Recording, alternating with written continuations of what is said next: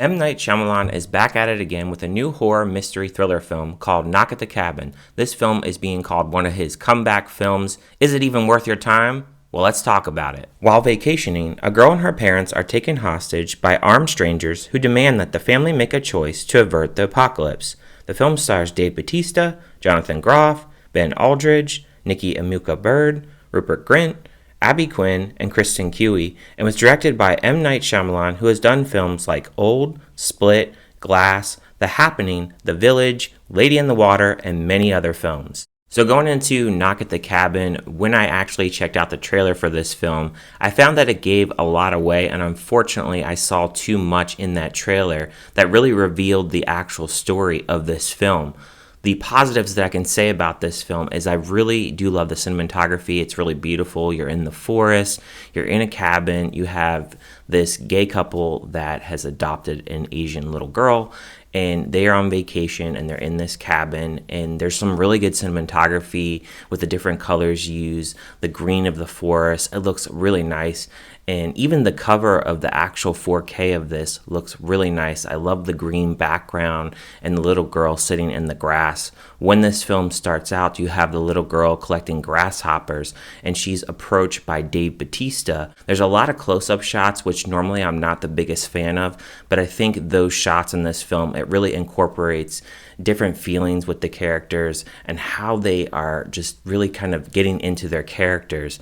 And I feel like when you have those close-up shots with these characters, you really feel the emotions of the characters.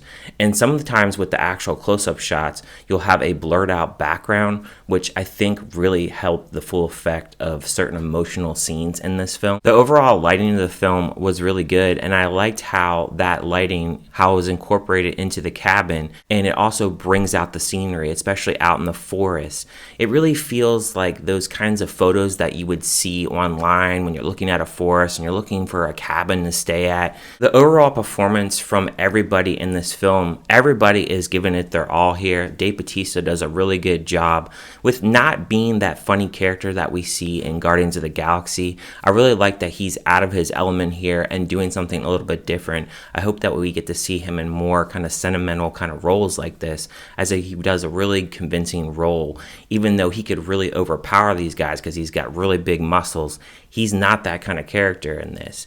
You have Quinn, she does a really good job with her character. You have Nikki Amuka-Bird, she's a really nurturing kind of character, and we find out that she's a nurse in this film. You have Rupert Grint, who plays a white, trashy redneck. I really loved his performance as well, as he's really out of his element as well. The gay couple, their emotions and how they tell their story. A lot of the story is told in flashbacks as well. And some of the flashbacks, they work for me, while others didn't really do a lot to really elevate the story.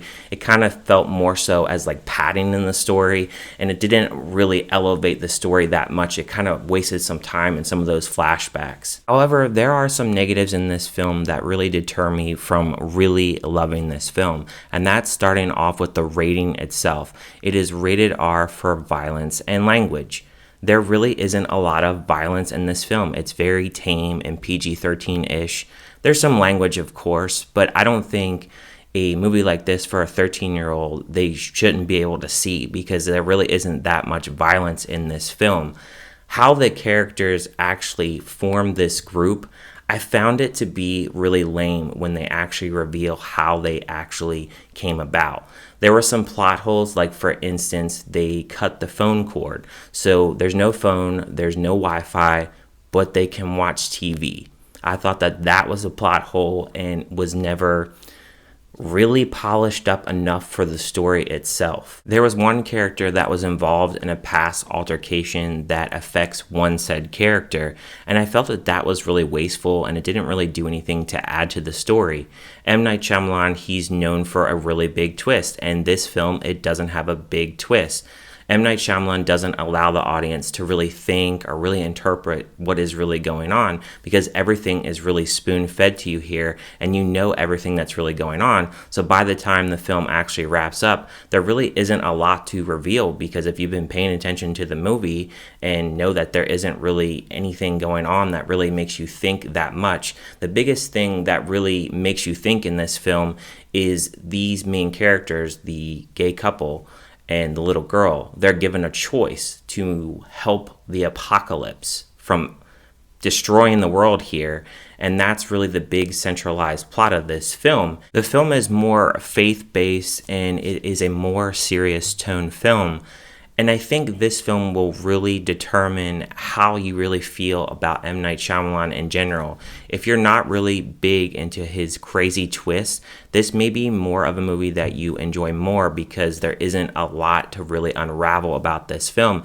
And I think that's why a lot of reviews that I've seen for this film, because there is no big twist, a lot of people are not really talking a lot about the plot because it's in this one centralized location, and a lot of it is based on emotions, and a lot of it is repetitive processes that go on and on throughout the film, because it doesn't really have a lot of meat to really offer to the story because a lot of it has repetitive parts. I think it's kind of just a bland movie for M. Night Shyamalan. I wouldn't say it's his worst movie to date, but I don't really feel like this is something that I need to go back and really revisit because I got all the information I needed. There was nothing that I missed. There was no big reveal where you had to go back and you had to scratch your head and you were thinking, well, what did I miss here? It's very much spelled out for you. And that's why I would give a score of this film a 2.5 out of 5. It's just an okay film, but I really love the way that he uses the different shots in this film. The acting is phenomenal and the cinematography is really good as well. If we just had a little bit better story in this film, I think that it could have been a hit, and I think that M. Night Shyamalan would be back on track. But for me, this is just a bland film that doesn't really do a whole lot for me, and I wanted a film that would make me think a little bit more. But let me know down in the comments, what did you guys think about this film? Did you like it? Did you hate it? Was it kind of meh? I'm very interested to hear what you guys think about this film, as M. Night Shyamalan is always a divisive director. But thank you guys for watching this review, and I will see you guys on my next review.